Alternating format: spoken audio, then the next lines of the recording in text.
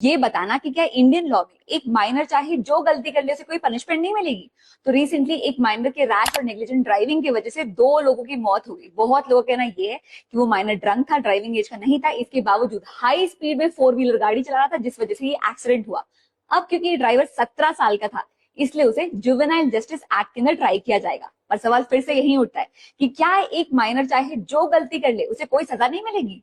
जी नहीं, सजा मिल सकती है। तो अगर कोई माइनर 16 से 18 साल की उम्र का है और किसी सीरियस क्राइम में इन्वॉल्व है, जैसे निर्भया रेप केस में भी एक अपराधी 17 साल का था, या कोई मर्डर हुआ, एसिड अटैक, ह्यूमन ट्रैफिकिंग जैसे सीरियस क्राइम में इन्वॉल्व है, तो उसे एज एन अडल्ट ट्राई और पनिश किया जा सकता है। पर ये डिसाइड करती है जुवेनाइल जस्टिस बोर्ड उस इंसान की मेंटल और फिजिकल कैपेसिटी देखते हुए। मेनली ये देखा जाता है कि क्या उसे अपने क्राइम की कॉन्सिक्वेंसेस समझ में आ रहे थे, इस एक्ट का ये रिजल्ट होगा, ये समझ में आ रहा था या नहीं।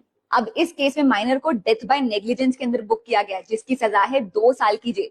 पर क्योंकि एक बेलेबल ऑफेंस है, इसलिए उसे बेल मिल गई है। बेल मिलने का मतलब ये नहीं होता कि उसे इनोसेंट डिक्लेयर कर दिया गया, नहीं, ये सिर्फ एक टेम्पररी रिलीज है। केस अभी भी चल रहा है। इस केस में आपकी क्या राय, बताना जरा।